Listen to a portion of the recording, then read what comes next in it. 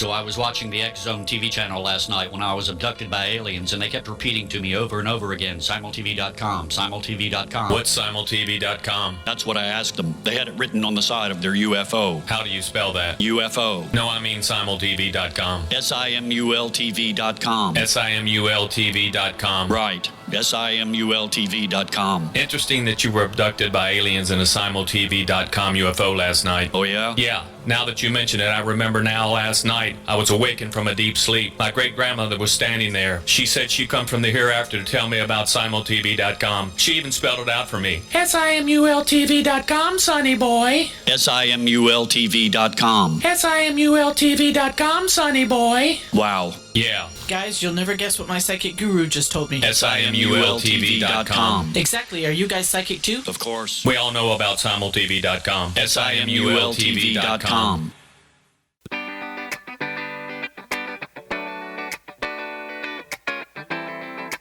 Welcome to the Connecting with Coincidence radio show with Dr. Bernie Beitman, MD, bringing together the world's synchronicity experts to help you use meaningful coincidences to develop spiritually, psychologically, and practically. For more information, put Connecting with Coincidence into your web browser to find the book, website, Psychology Today blog, YouTube channel, and Facebook page. And now, here is the host of the Connecting with Coincidence radio show, Dr. Bernie Beitman, MD.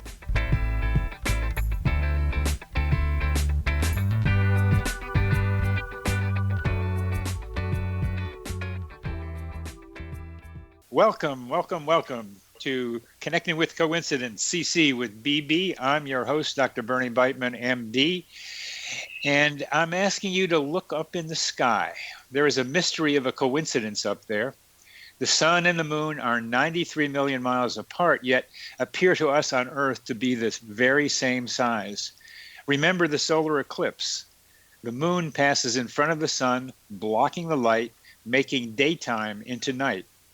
The moon is just the right size at just the right distance to act as if it's the same size as the sun.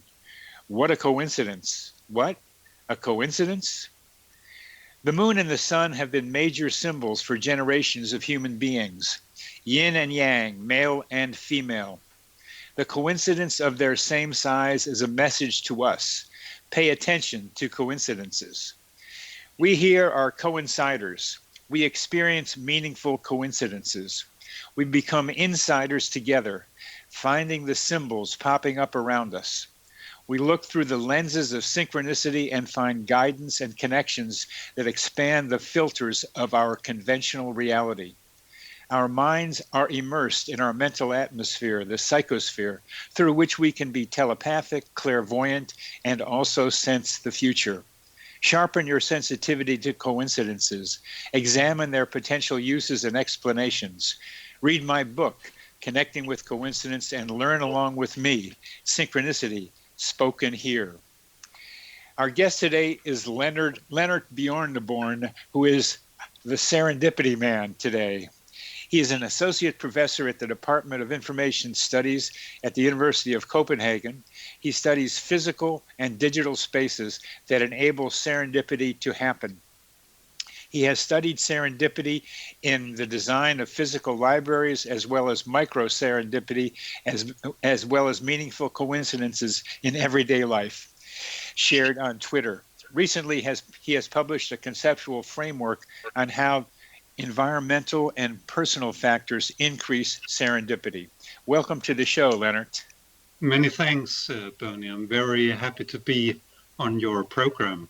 I really like your title, Connecting with Coincidences, so I look very much forward to this. Good. And I look forward to talking with you about serendipity, because we tend to use synchronicity and meaningful coincidences, and serendipity has a somewhat different place in all of this. And I'm wondering, would you please define how you use serendipity? What do you mean by the term? Serendipity has been defined in different ways, but I like to define it to cover also everyday life experiences. So I kind of have a very broad definition saying something about that it has to be in unplanned ways as far as from our point of view. and it has to be interesting for us. So when we find things, it could be people, things, ideas, etc., in unplanned ways. This is what I define as serendipity. The mixture of something that is within our control, our own interests, etc., meeting something outside our control, the unplanned factor. The unplanned factor.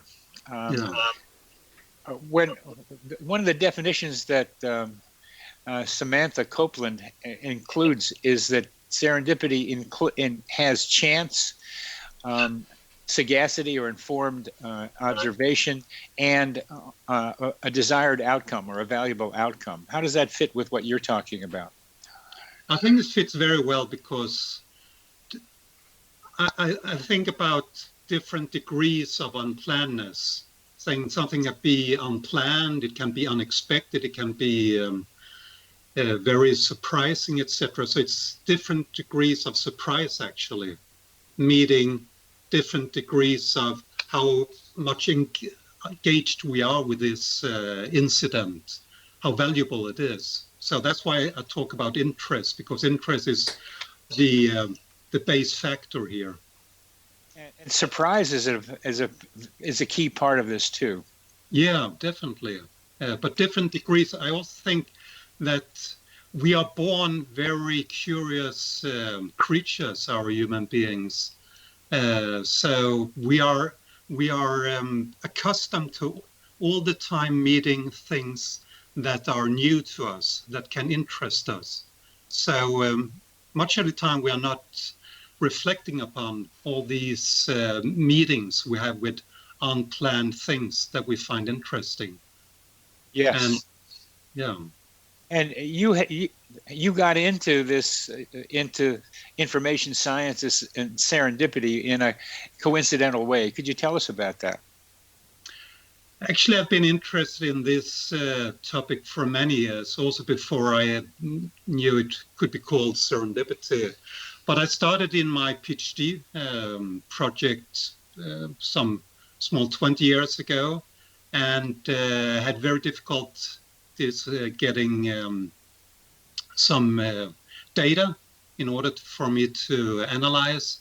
But then I was contacted by a British professor, and he had actually found me in a very serendipitous, coincidental way that he's a computer scientist, and he had walked through his library, as he often does when he's curious to find new things to look into, and he had seen this journal called Journal of Documentation, and he thought it was about software documentation because that makes sense in his computer science world. But actually it was about something that is more into library and information science, where I'm coming from. And he got very curious about this and found an article by my PhD supervisor, and got so interested that he actually went to a conference, met my supervisor, and heard about my project. And then he contacted me. So a series of coincidences led to this meeting between him and me. So I find that very intriguing, that our life is full of this series of different paths connecting and joining together. Yeah, and somehow you're able to try to figure out in your research how to be able to make serendipity more likely to happen, develop contexts that increase the likelihood of serendipity. Yeah. How do you think of synchronicity versus serendipity? I think they're very close because in serendipity, the history of serendipity, there is a well-known incident where penicillin was discovered back in 1928. Actually, the researcher looking for that was already preoccupied for finding some kind of antibiotics. So he had a prepared mind for it. So it was in his foreground interest. And then this penicillin pops up in his laboratory, coming in through a window, spoiling his experiment. But he was curious. And this is actually a point where serendipity meets synchronicity, because it was synchronicity. You could call it synchronicity. He was looking for some antibiotics, and it pops up for him, and he makes use of it. And I call it foreground serendipity, because it was his foreground interest that got triggered. So what I see the overlap is that synchronicity is about serendipity making you, that confirms your focus and direction. Whereas background serendipity is when you have some background interest that can get surfaced and that change your direction and change your focus. So I think that's the difference. Is your focus confirmed? That's synchronicity. Is your focus changed, making you go into a new direction? That's the background serendipity. So they're very close, I would say. Okay. And I see them as somewhat different. A Jungian view of them has meaningful to the person, while serendipity has more meaning out there for the in kind of a more real world place where things happen. So we're coming to the end of this segment, and it's so valuable for all of us to be able to have some idea about how we should be able to create possibilities for synchronicity and serendipity to happen. And I think your research is valuable in that way. We're going to go into some more details about it in the next segment.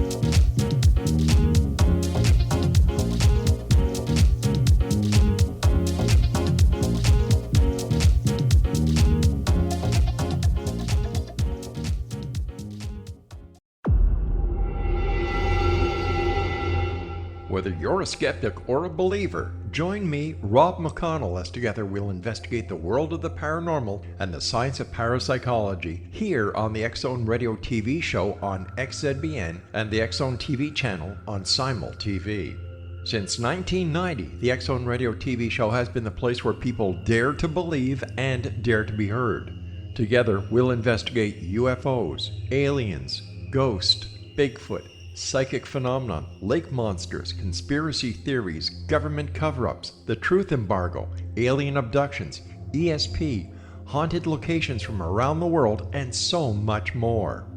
With over 28 years of broadcasting and more than 4,500 individual guests, the X Zone is truly a place where fact is fiction and fiction is reality, as evidenced by the credibility, integrity, and professionalism of the guests that we bring to our international audience. If you have seen a UFO, had a close encounter, seen a ghost, Bigfoot, lake monster, or a story that you would like to share or have investigated, contact me, Rob McConnell, by sending me your email to xzone@xzoneradiotv.com, or you can call toll-free 1-800-610-7035, extension 143, and on Skype, X Zone Radio TV. For more information on the X Zone Radio TV show with yours truly, Rob McConnell, visit www.xzoneradiotv.com or www.xzonetvchannel.com or simultv.com and xzbn.net. Until next we meet here in the X Zone from our broadcast center and studios in Hamilton, Ontario, Canada, always remember, X Zone Nation, keep your eyes to the sky and your heart in the light.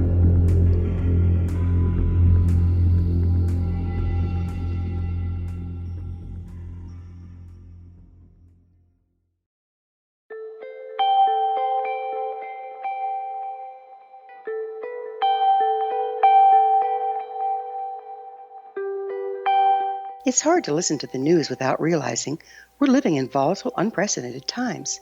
Yet never has there been such an opportunity to transform the human condition. As old structures fail, where can we find the guidance to co-create a better way? Find Your Path Home is an ever-evolving, leading-edge information, education, and healing resource center designed to support and guide you on your path to unity and enlightenment. Based on sound principles employed by shaman worldwide, we provide techniques that can support you through the current transitions, offering online shamanic classes, international long-distance shamanic healing sessions, complimentary Mission Evolution radio episodes and Stairway to Heaven TV vignettes, seminars, retreats, and much more. All of this can be found on findyourpathhome.com.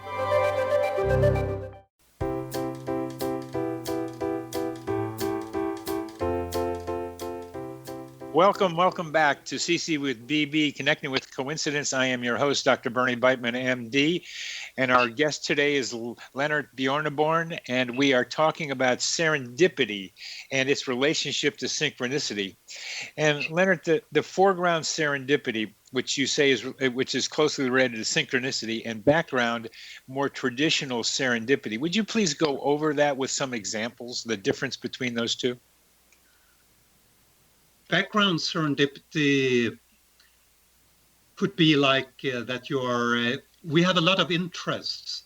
I'm very interested literally in the thousands of different interests that we have. If I walk into a library, for example, and I'm looking for some books, and then on a shelf I see something different. I wasn't looking for that book, that topic, but it triggers me. That I would say is background serendipity. Somewhere in my background, in the depth of all my interests, there is also this interest. And that get triggered coming up to the surface, coming out from the background. So I understand that, and I'll give you a small example from my experience. When I was in college, I did just that. I was wandering around in the stacks of the library, and found a book called A Theory of Personality by George Kelly. And without more detail, there's a lot of details, but years later when I applied for a psychiatric residency, I brought up the content of that book, and that got me the job as a resident in psychiatry at Stanford. Yeah, that's a really nice example of it. You also asked me about the foreground serendipity. Yes.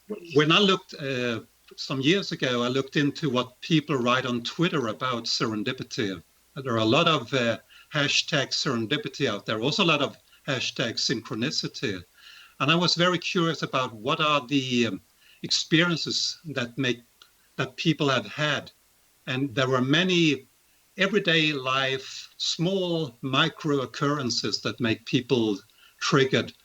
And then that could be, for example, that they are humming a song themselves they like, and then next on the radio the same song pops up. And I would say that is a kind of foreground serendipity, that they are already preoccupied with this song. And that could also be called synchronicity. That's this coincidence between the personal level and the environmental level. Oh, okay. This meeting. Yeah. And now I think I had to understand foreground. Foreground is in conscious awareness, and background is subconscious information. Yeah, that's the way I would put it.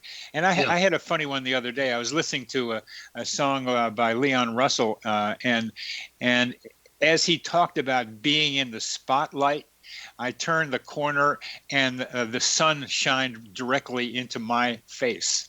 Yeah. So I was in the spotlight just as he said it. Yeah. Yeah. Nice. I like that. Yeah. So That's clearer to me. I didn't background synchronicity or serendipity and foreground, and that's when you would call it synchronicity, when it's conscious, when you have the awareness of it in the present, and then it happens in the present. Okay. Exactly. It's just like when Jung has this patient talking about the scarabee beetles in a dream, and in the very same moment in Carl Jung's room, there is a beetle flying towards the window glass. In the very same moment as that woman, the patient, is talking about that beetle, the scarab beetle from her dream. So she was preoccupied with it, and there is this. Then it shows up. And it shows up. That one I have studied, as many other people have, and the biggest difference, big difference there between the regular synchronicities is that Jung went to the window and got the beetle. Yeah. Had he not done that, then it wouldn't have happened. And so that's a variable, because Jung wanted the synchronicity to happen. He was frustrated with the patient. So there was an intermediary creating that synchronicity. It wasn't just the beetle at the window. It was Jung bringing the beetle into the office that made it happen. And I see that as a key part of serendipity. And that also because I can see the meeting point between synchronicity and serendipity, that serendipity is more about grasping things, grasping the moment, that we are surrounded all the time by an ocean of possibilities. And all these possibilities can trigger our different skills, experiences, interests, etc. When we are meeting those, when there is some kind of connection between our inner space and the possibilities surrounding us.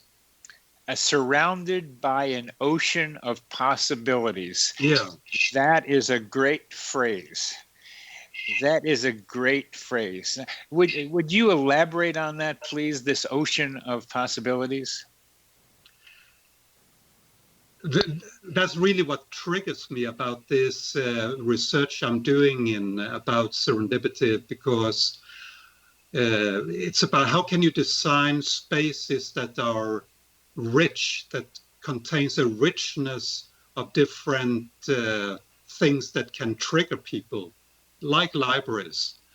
And this ocean of possibilities, that's why I'm some years ago, also by serendipity, actually, I read an article by an American researcher called Stuart Kaufman. He's from evolutionary biology. He's very interested how does evolution take place? Why does creatures get feathers at that time in the evolution? Why do creatures fly at that time in that in evolution? And he talks about the adjacent possible. You could talk about the possibility next door.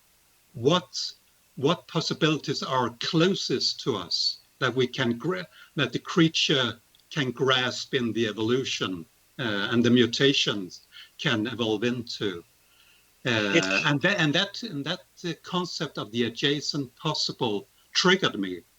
And then I realized that in our life, we have all these possibilities around us all the time. And some of these possibilities are very close to us, depending, because it's very, it's individual. You can say that every of us individuals, we have different sets, we have different oceans of possibilities.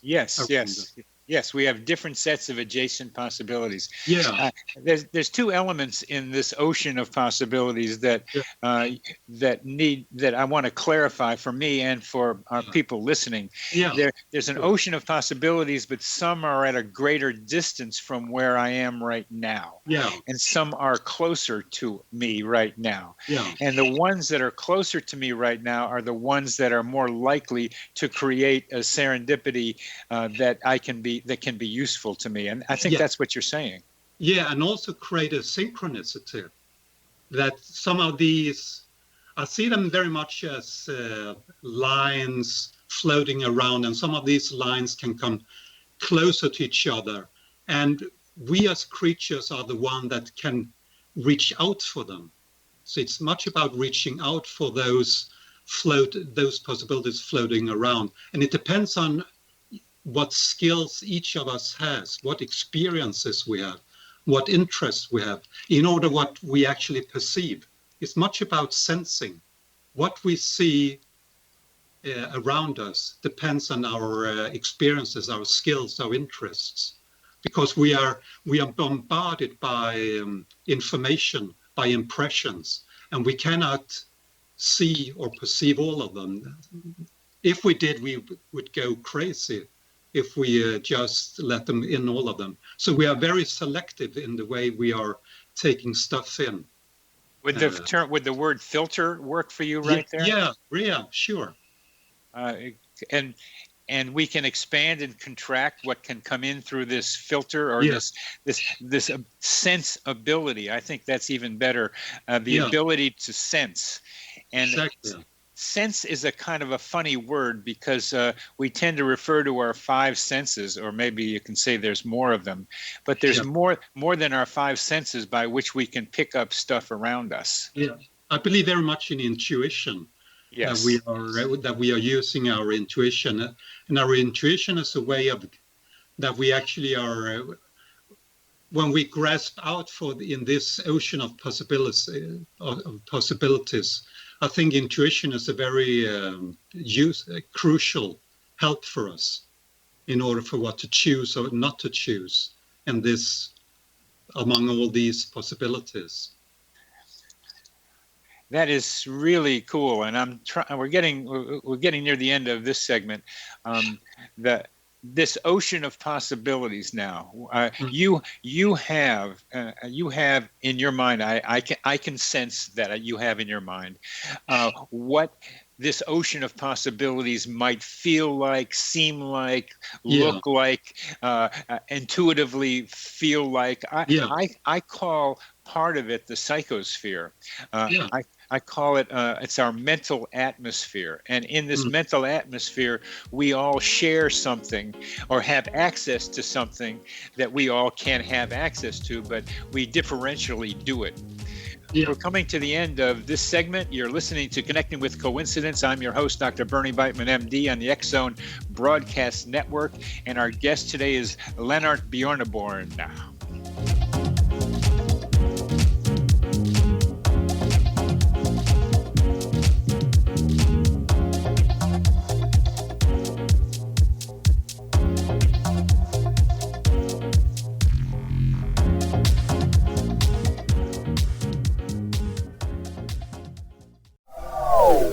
They are here, and they've been here for thousands of years, making their presence known in the shadows. They might be seen by a lonely motorist on a deserted road late at night, or by a frightened and confused husband in the bedroom he is sharing with his wife. But who are they? What do they want? Why are they here? Perhaps most concerning, has the government been aware of their presence all along? The new book by L.A. Marzulli, UFO Disclosure, the 70-year cover-up exposed, delves into the world of UFOs. Can full disclosure be soon?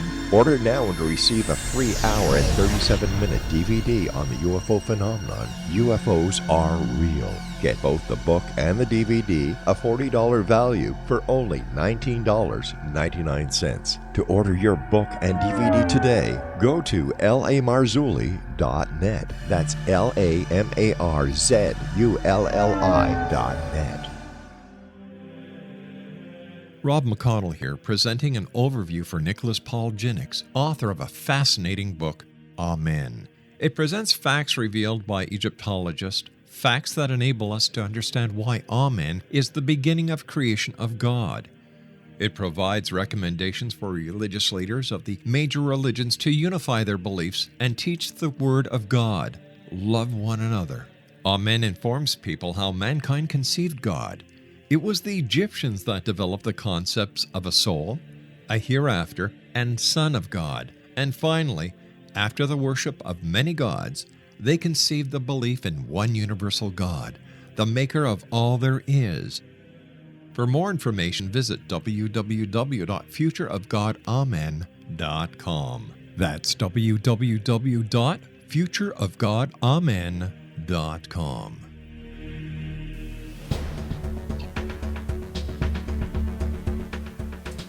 Welcome back to CC with BB. I am your host, Dr. Bernie Beitman, MD, and we are talking with Lennart Bjorneborn, and we are diving into a sea of possibilities, an ocean of possibilities. Lennart, if you step back and be what I feel you have in you, the artistic version of Lennart Bjorneborn, what are we feeling, seeing, sensing in this ocean of possibilities? I see this. I really like to think in different kinds of spaces. Good. When I see the ocean of possibilities, I sometimes see it as a house with a lot of doors in it.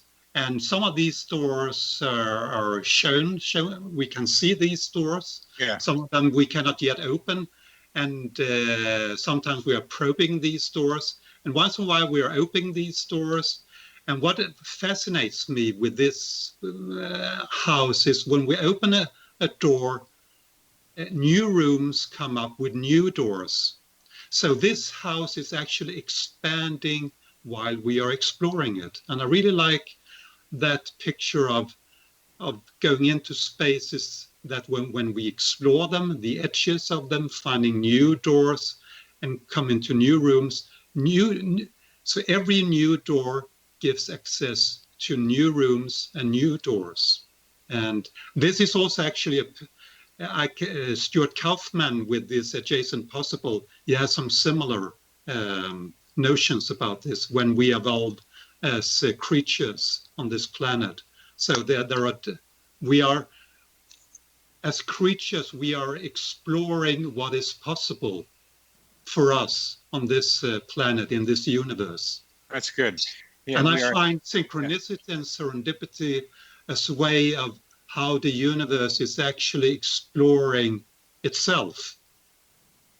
It's a way we are the creatures in this universe that can explore what is possible. How can we juggle with new energies, with new possibilities in this universe? Wow. As you talk about the house metaphor, yeah, as well. I mean, we talk about the quantum physicists of the 30s and 20s talked about the universe having us develop our consciousness so that the universe can understand itself, can see itself. That's what you are building on, the idea that our awareness can help whatever the consciousness is that we're part of know itself. And you're using the house metaphor as more details about that happens and the doors of the house. Your metaphor of the house is very visual. You see the door and you walk through it. I had a different way of doing it with my eyes closed, or actually the room was dark that I am in, and I'm feeling around with my hands and I'm on my knees, and I find that door. I find a door, and then I go through that door. But I do it with feeling and touch. I like that, because actually in my own research I'm very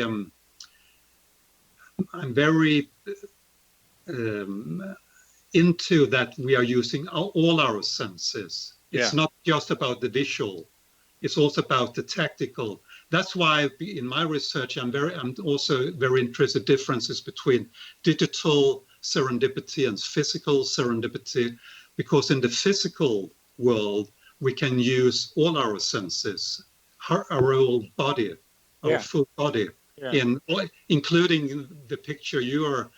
I like that that we are crawling around, we are sensing, we are touching, perhaps we are tasting on some of it, etc. I like that, what we are hearing. I usually tell my students at the university that serendipity is not just about seeing things. A blind person would also experience serendipity. a blind deaf person could do it by tactical, that we could sense serendipity. So I really like the way the example you're coming with. There's something about wisdom and blindness. That the visual tends to obscure things that if you close your eyes, you can experience. And one of the things that I am fascinated with is energy fields, and to be able that I can feel energy fields under different circumstances, that we are immersed in not only information but also energy, and this energy is something palpable. It's something I can experience, and many other people do. Well, this seems to me what I'm describing as energy sensing, part of this ocean of possibilities.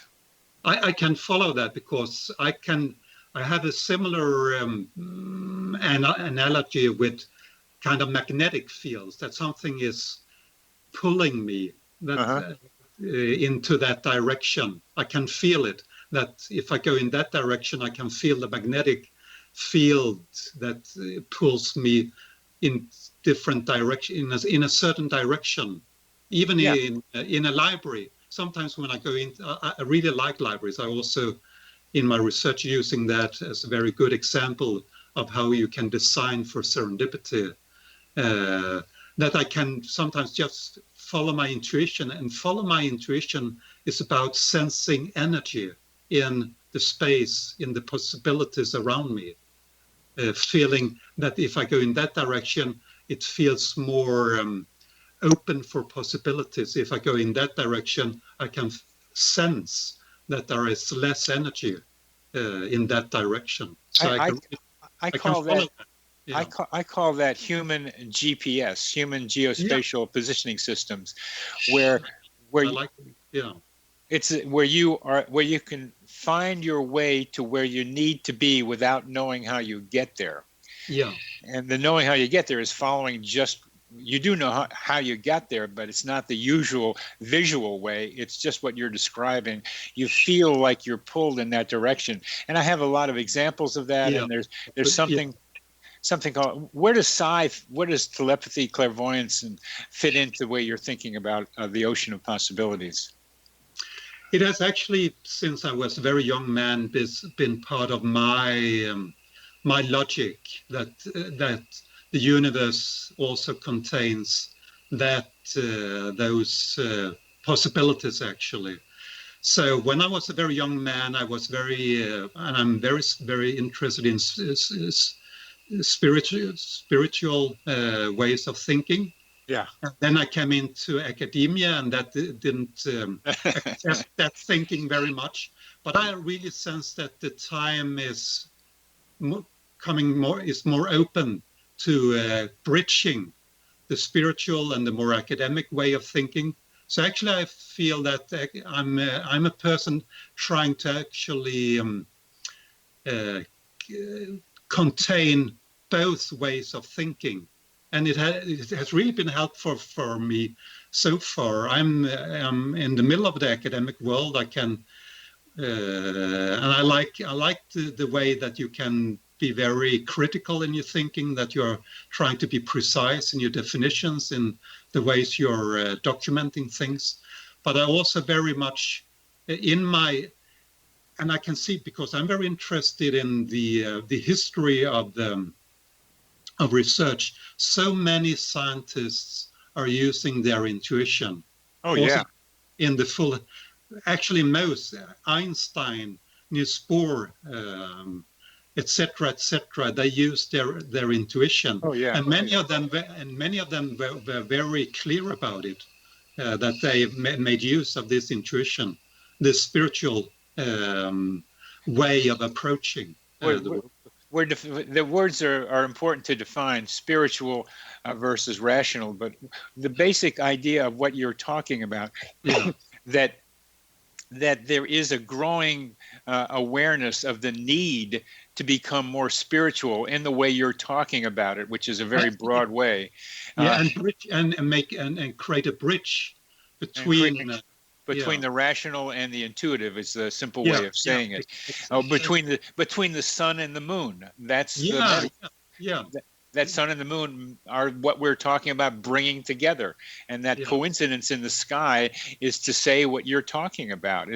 They're the same size. They need to be balanced and organized together right here on Earth. Exactly. So actually, I'm very inspired by Zen Buddhism, because on Twitter I'm using haiku to write about serendipity. I try to serendipity is 5 syllables. So actually, that's one line in a haiku small poem, and then I like to add 2 more lines about serendipity, catching the essence of serendipity in a small haiku poem. I'm using those. Yeah. We have a minute left, and what do you make out of serendipity, synchronicity, seriality, and a word I invented, simulpathity, all beginning with an S and ending in ITY? I like that. That could be actually a 4-line haiku.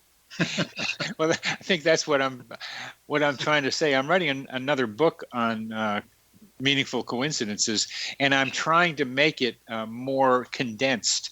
So there are kind of haikus like sentences, if I can get that, I'd make it more poetic, make it more like a song, because we can condense good ideas in a very short period of time, and you're doing it.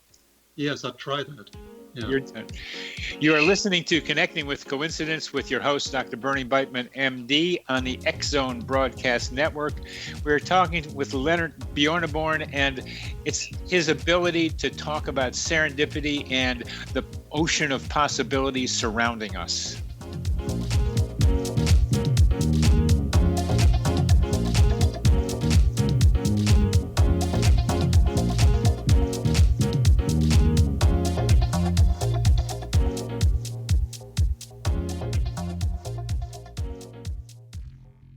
You have heard of the X-Zone? Now watch it on Simul TV, plus 500 video games, live TV channels, free video on demand, worldwide, and more. Does this sound like tomorrow's television? Well, it is, but you can have it today, right now. It is Simul TV. Simul TV offers what the others only wish they could provide. 15 exclusive channels like X-Zone, sci-fi, and horror. We are worldwide. No other provider offers that. 500 built-in video games. No need to have an extra expensive system. We have them included. Free video on demand. Live streaming events from around the world. Interactive online network, and much more. Tomorrow's TV today. Simul TV. Sound too good to be true? Well, it's not. You can have Simul TV today. Sign up at simultv.com. Do it today. They are here, and they've been here for thousands of years, making their presence known in the shadows. They might be seen by a lonely motorist on a deserted road late at night, or by a frightened and confused husband in the bedroom he is sharing with his wife. But who are they? What do they want? Why are they here? Perhaps most concerning, has the government been aware of their presence all along? The new book by Eli Marzulli, UFO Disclosure, the 70-year cover-up exposed, delves into the world of UFOs. Can full disclosure be soon? Order now and receive a free hour and 37-minute DVD on the UFO phenomenon. UFOs are real. Get both the book and the DVD, a $40 value, for only $19.99. To order your book and DVD today, go to lamarzulli.net. That's LAMARZULLI.net. So I was watching the X-Zone TV channel last night when I was abducted by aliens, and they kept repeating to me over and over again, simultv.com, simultv.com. What's simultv.com? That's what I asked them. They had it written on the side of their UFO. How do you spell that? UFO. No, I mean simultv.com. simultv.com. simultv.com. Right. simultv.com. Interesting that you were abducted by aliens in a simultv.com UFO last night. Oh, yeah? Yeah. Now that you mention it, I remember now last night I was awakened from a deep sleep. My great-grandmother was standing there. She said she come from the hereafter to tell me about simultv.com. She even spelled it out for me. SIMULTV.com, sonny boy. SIMULTV.com. SIMULTV.com, sonny boy. Wow. Yeah. Guys, you'll never guess what my psychic guru just told me. SIMULTV.com. Exactly. Are you guys psychic too? Of course. We all know about simultv.com. SIMULTV.com.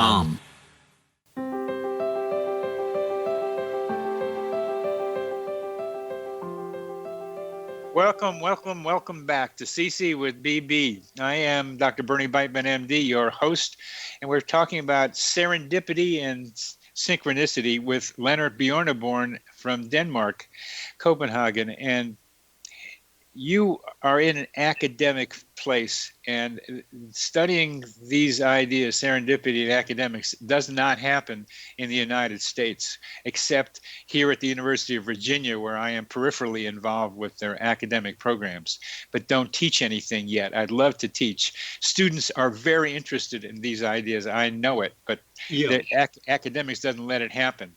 So I want to hear more about this ocean of possibilities and how we sense it from you, and get to how we can get these ideas out to a greater number of people, because you are part of a leading edge, as I am, in trying to bring these ideas to more and more people. Yeah, but actually, there are researchers all over the world into this area, both serendipity and synchronicity. So actually, I'm quite optimistic. I meant in the United States. But also also about, actually, I think the area of serendipity is quite open. It's been long in library and information science, where I'm coming from, as a research field. There has been an openness to serendipity, because actually the word serendipity, it was coined in 1754 in England about an aristocrat. And when this word came out in the late 19th century, about 1890, it was used in libraries and about bookstores and libraries. So it has been part of the history of libraries and bookstores, etc., because people could see that when you're finding books in a library or in a bookstore, many times it's you didn't plan it, but you found it interesting. Yeah, so maybe somebody there in library science is interested in that here. Yeah, there could be. There, at Ohio State, there's a video of a librarian describing a serendipity where she bought the house of the man who started the library, or a key part of the library, and she was carrying on his work, but she didn't know had been his house. It's a lovely description, but now I know librarians are more interested in this for just the same reason I found a great book that helped me a lot, Wandering and Finding. But I can see that I've written about this in Denmark, and I got contacted by a researcher who made research about theater, performance theater. He didn't, in Scandinavia, this word serendipity is not very well known. And sometimes you have to have a word in order to reflect. Yes. And to grasp the essence of it. And when he heard about this word, he realized that what he was interested in about performance theater was all about serendipity, making use of unplanned events during this performance theater. I've got people telling me here, producers, directors, that when they need somebody to play a role, they show up. Yeah, that could. Yeah, actually, I'm been into this area over 20 years now, and so I've collected a lot of things about research about serendipity, and it's in all areas. This notion of serendipity in history, in anthropology, the ways people meet and find way, etc., meeting in their own research. So it's all over. I'm interested in the formal study of it, the way you're doing it, and would like to see it in at least in the United States, because it's mostly what I've seen about serendipity researchers. They tend to be in Europe. There are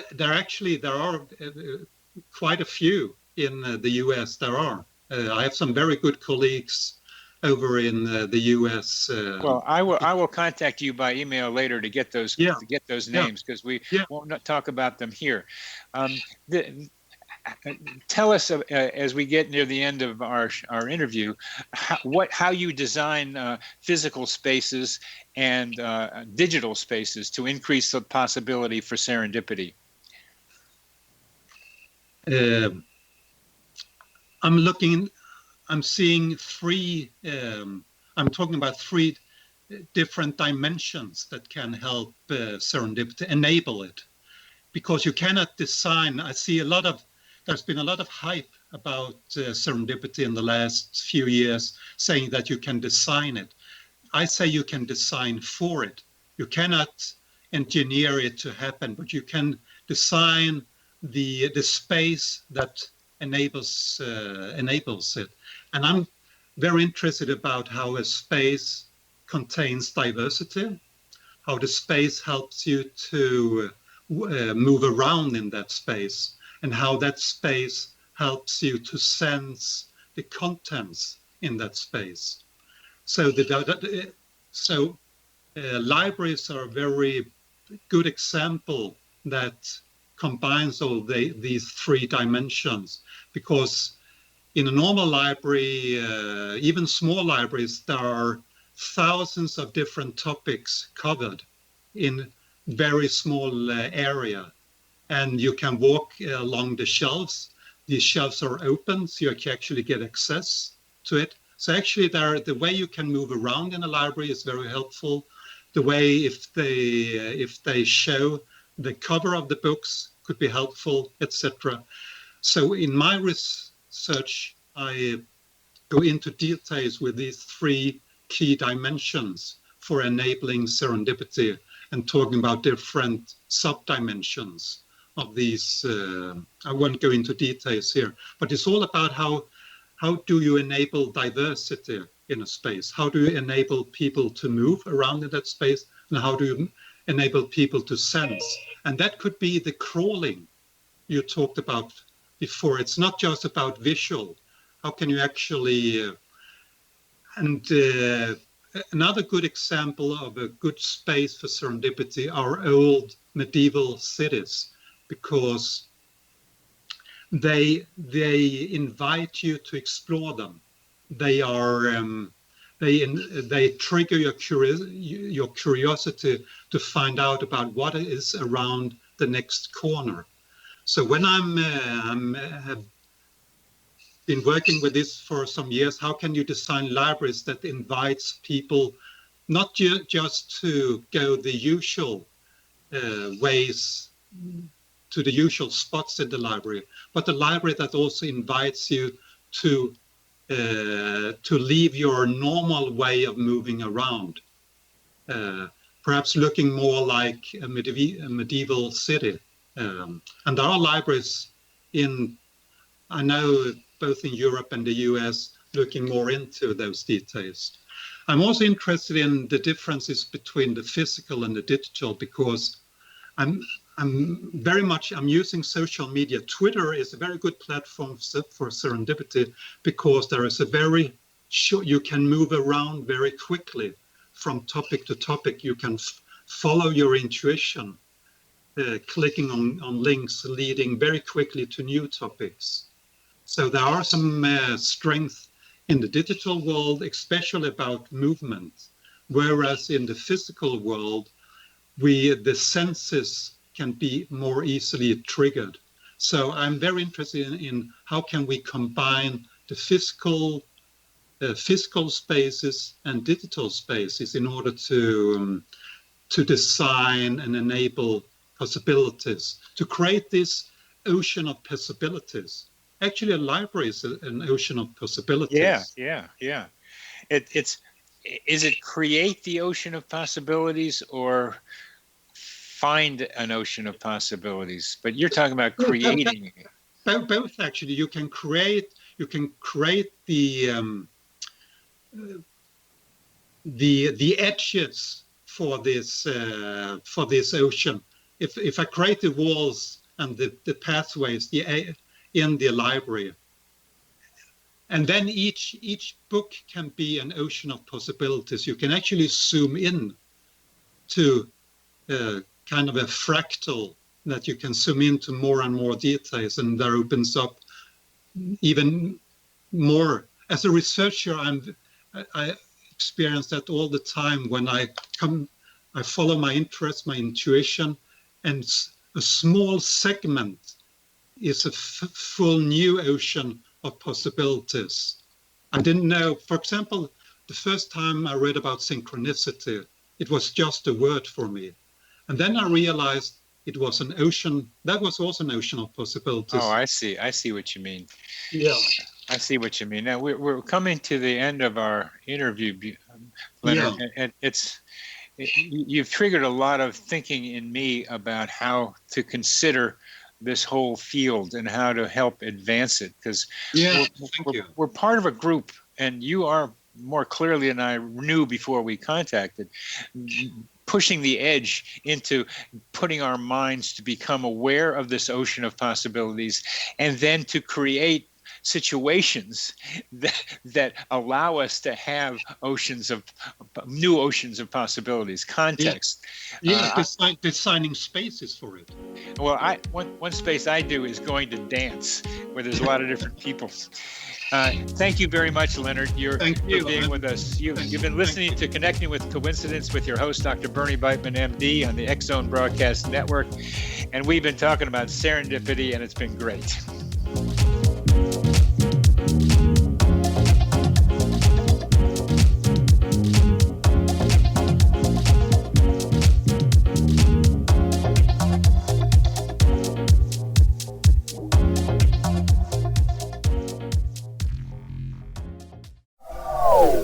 They are here, and they've been here for thousands of years, making their presence known in the shadows. They might be seen by a lonely motorist on a deserted road late at night, or by a frightened and confused husband in the bedroom he is sharing with his wife. But who are they? What do they want? Why are they here? Perhaps most concerning, has the government been aware of their presence all along? The new book by L.A. Marzulli, UFO Disclosure, the 70-year cover-up exposed, delves into the world of UFOs. Can full disclosure be soon? Order now and receive a free hour and 37-minute DVD on the UFO phenomenon. UFOs are real. Get both the book and the DVD, a $40 value, for only $19.99. To order your book and DVD today, go to lamarzulli.net. That's LAMARZULLI.net. If you are looking for a safe, zero-calorie, natural option to the harmful artificial sweeteners on the market today, Just Like Sugar is what you're looking for. Just Like Sugar is a wonderful natural alternative for those health-conscious people who choose a calorie-restricted diet with a great, pure, sweet flavor that tastes just like sugar. Just Like Sugar is a great natural option for people suffering from diabetes and may be useful in restricted diet programs where standard sugars are not allowed and does not cause a laxative effect of some other sweeteners. Just Like Sugar comprises a perfect blend of chicory root fiber, natural calcium, natural vitamin C, and Just Like Sugar's sweetness comes from the natural flavors from the peel of the orange. Just Like Sugar is a natural alternative to harmful artificial sweeteners and will change the way that you believe all natural sweetener products taste. Just Like Sugar is available at your local Whole Foods markets, Wild Oats markets, Henry's, Sun Harvest, and many other fine natural food stores in the U.S., Canada, and worldwide.